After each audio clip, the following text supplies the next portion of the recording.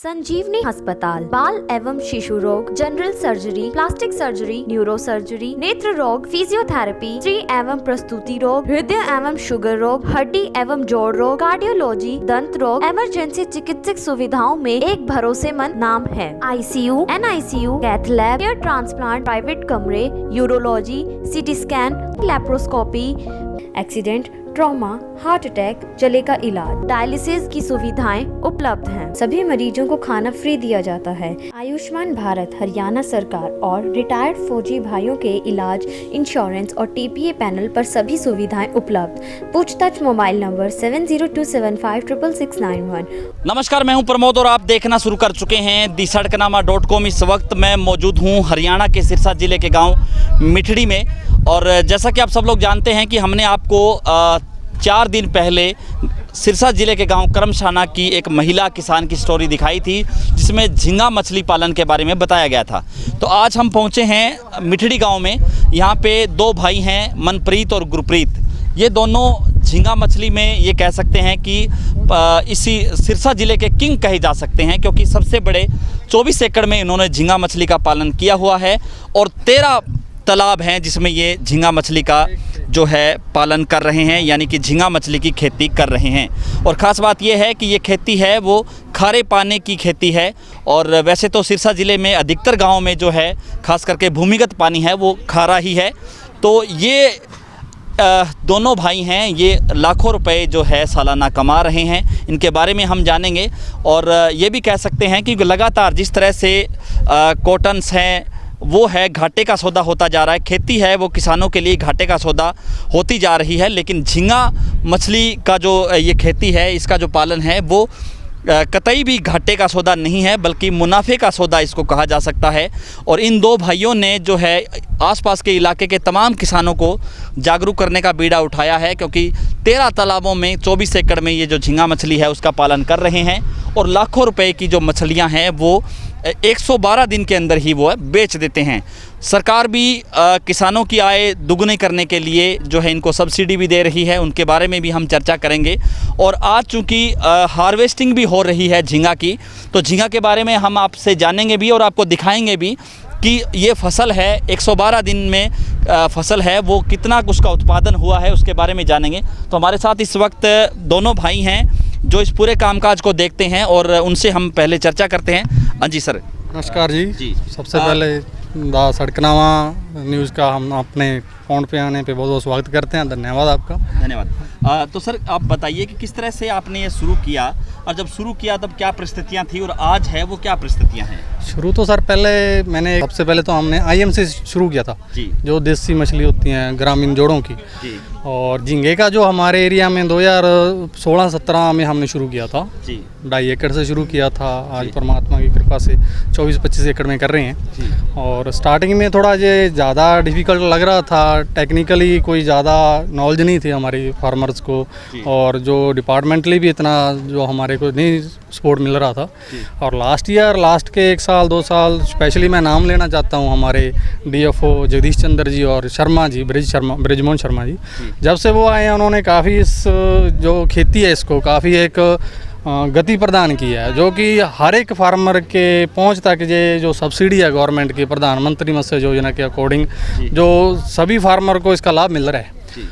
उनकी वजह से चलो जो भी मेरे जैसे फार्मर थे कॉस्ट ज़्यादा अफोर्ड नहीं कर सकते थे, उनको ये सब्सिडी का बड़ा फ़ायदा हुआ।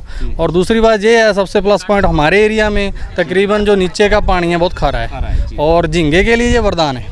मेनली जो झींगा है तकरीबन ये 5 नंबर से ऊपर जो हमारी फसल नहीं मानती उसको, उसमें ये बहुत अच्छे से होता है।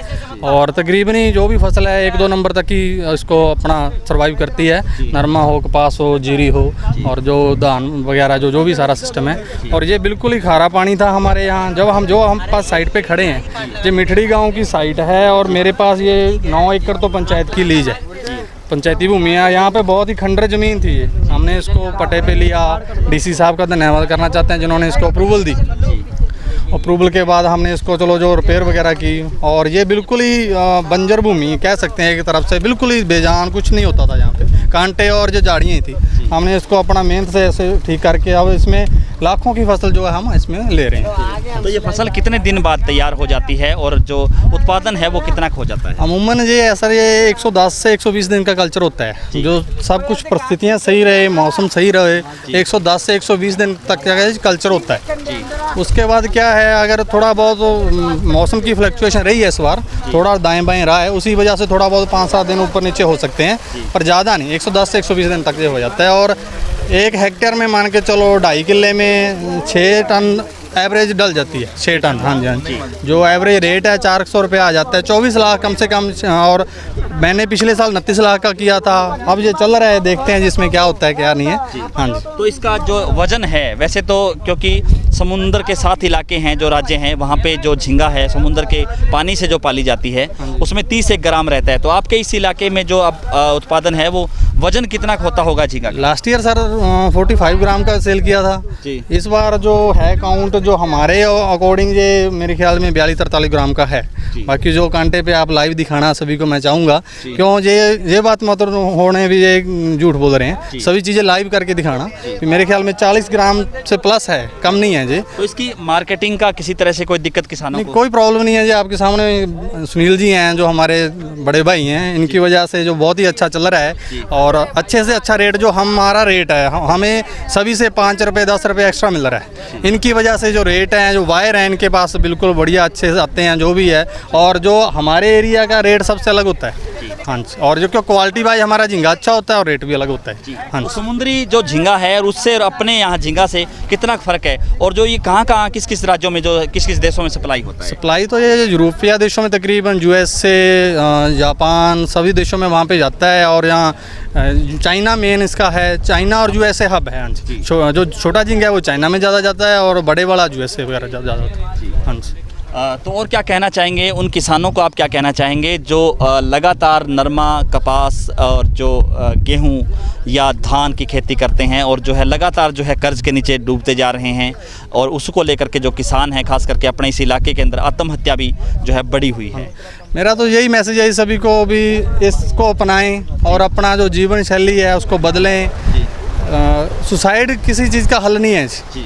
रिस्क तो खेती में नरमा और कपास में भी ले रहे हैं, धान में भी ले रहे हैं, ठेके पे ज़मीन लेके उसमें भी तो रिस्क है जी। और इसमें रिस्क लेके देखें तो मेरे ख्याल में आमदनी डबल है जी। इसका ये मेरा कहने का मतलब ये है, रिस्क तो सभी चीज़ में रिस्क है, पर इसमें रिस्क लेने का ये फ़ायदा है, ये सही हो गया, सही टेक्निकली हमने सही संभाल लिया, तो मेरे ख्याल में वो मान लो जो नरमे में 1 साल में मिलेगा, ये मेरे ख्याल में 4 महीने में मिल जाता है। तो एक किसान यानी 2.5 एकड़ से शुरू करना चाहे तो वो किस तरह से शुरू कर सकता है और उसको कितनी इनकम हो सकती है?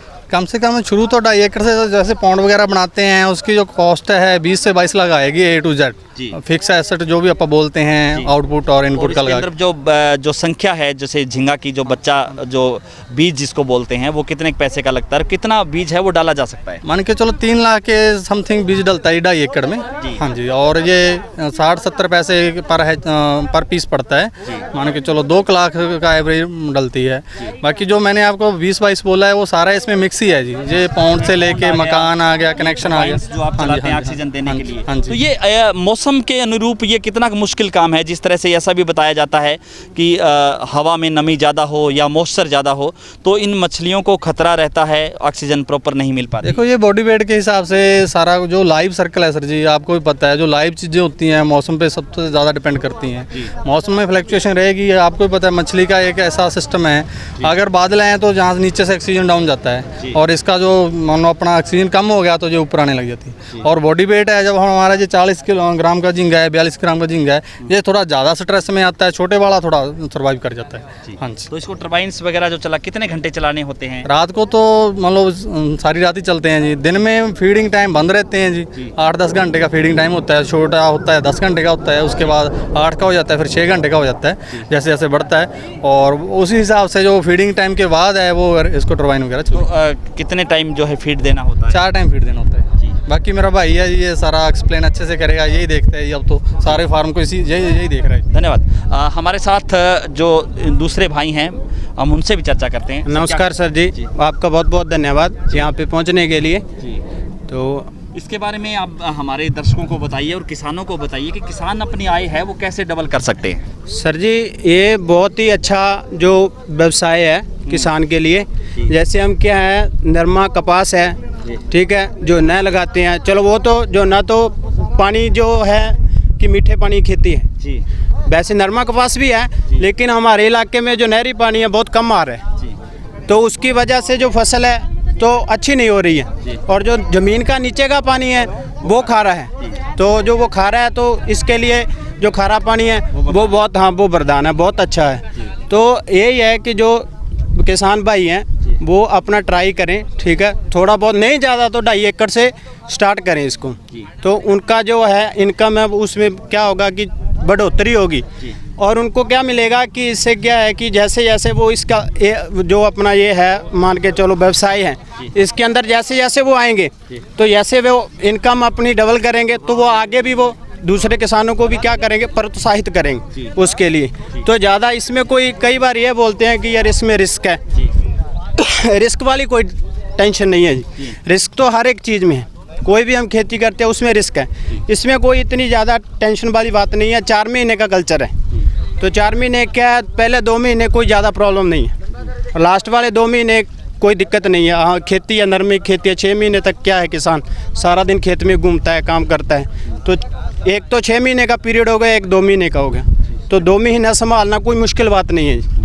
तो यही है कि अच्छे से सभी किसान भाई जो करना चाहते हैं, तो गवर्नमेंट है जो वो क्या है सब्सिडी भी दे रही है, ठीक है, 8,40,000 रुपये जो है 2.5 एकड़ पे 60% लेडीज़ के नाम पे दे रही है, और 40 जो है जेंट्स को दे रही। तो ये तो रिस्क तो कवर हो गया, जो फिक्स एसिड है वो तो सरकार दे रही है, तो रिस्क कहाँ पे हो गया अपना, अगर 18-20 लाख रुपए लगता है उसमें से 8-9 लाख रुपए सरकार दे रही है जी, बचा गया, पीछे बच गया 12-13 लाख रुपए।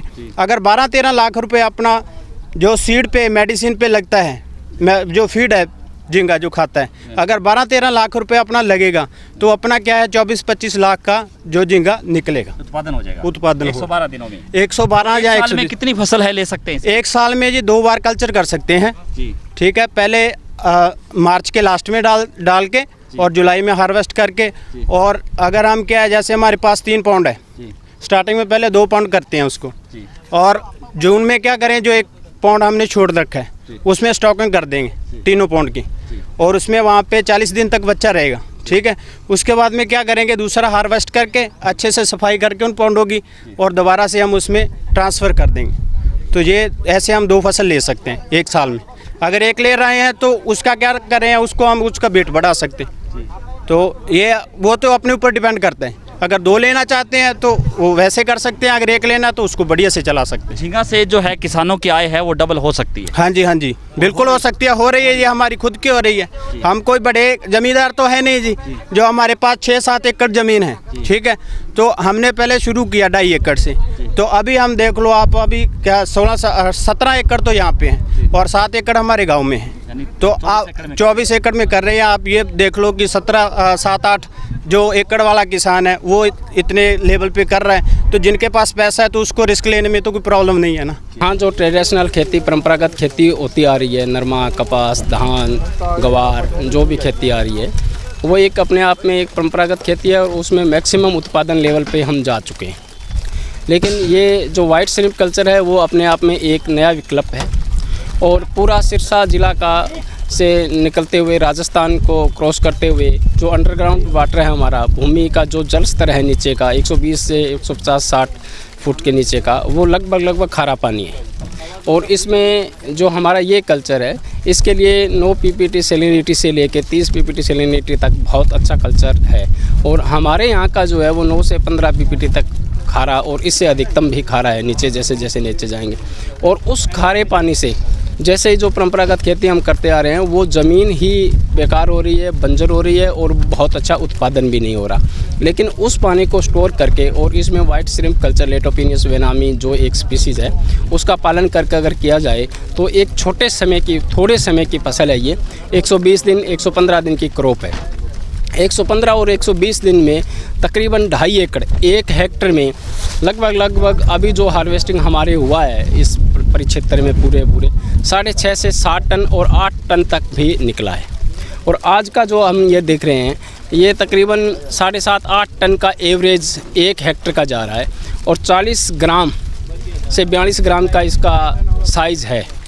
25 काउंट जिसको ये अपनी भाषा में बोलते होते हैं। और जो बायर जिससे मैंने ये बात की तेलंगाना से आए हुए हैं, 475 रुपये पर केजी की दर से इनको रेट के हिसाब से ये ख़रीद रहे हैं। तो इसमें कोई दो राय नहीं कि आप भी देख रहे हो कि यहाँ ऐसा कोई फसल नहीं है इसके मुकाबले दूसरी कि जो इतने अधिकतम मूल्य में और इतने अधिकतम लाभ के तौर पे ख़रीदी जा चुकी हो या बिक रही है। तो निसंदेह किसानों को मैं एक आवेदन भी करूंगा और सब लोगों को कहूंगा कि जिन लोगों के पास बेकार पड़ी बंजर भूमि है या जिन लोगों का पानी नीचे ग्राउंड ट्यूबवेल लगे हुए हैं वो अंडरग्राउंड पानी खारा हो चुका है, उनमें इस तरह की जो हमारी लेटोपिनियस वेनामी वाइट श्रिम्प कल्चर है, झींगा पालन है, उसको अपनाते हुए और विभाग की जो स्कीम है उनका फ़ायदा उठाते हुए अधिकतम से अधिकतम अपनी फसल ले। और जैसा कि हमारी केंद्र सरकार का और माननीय प्रधानमंत्री जी महोदय का भी एक सपना है कि किसान की आय को दुगना किया जाए, तो इससे किसान की आय दुगना ही नहीं अपने दुगने से 3 गुना 4 गुना भी होने के आसार रहे।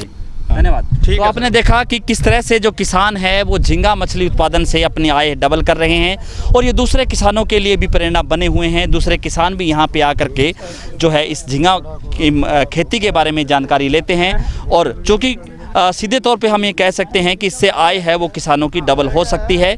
सरकार भी सब्सिडी दे रही है और जो किसान हैं वो लगातार जो है इसका उत्पादन कर रहे हैं। 112 दिनों में साल में 2 फसलें हैं वो ली जा सकती हैं और जो है जितना पैसा लगता है उससे कहीं डबल या ट्रिपल ये कहूँगा कि वो इनकम है वो कमा सकते हैं। तो सीधे तौर पे हम आपको दिखाई ये स्टोरी जो गांव मिठड़ी में जो किसान दो भाई हैं वो लगातार कर रहे हैं इसको और कई सालों से जो है 2017 से कर रहे हैं और अच्छा मुनाफा कमा रहे हैं। तो इस वीडियो को आप ज़्यादा से ज़्यादा शेयर जरूर कर दीजिए ताकि तमाम किसानों तक ये महत्वपूर्ण जानकारी पहुँचे। बहुत बहुत शुक्रिया।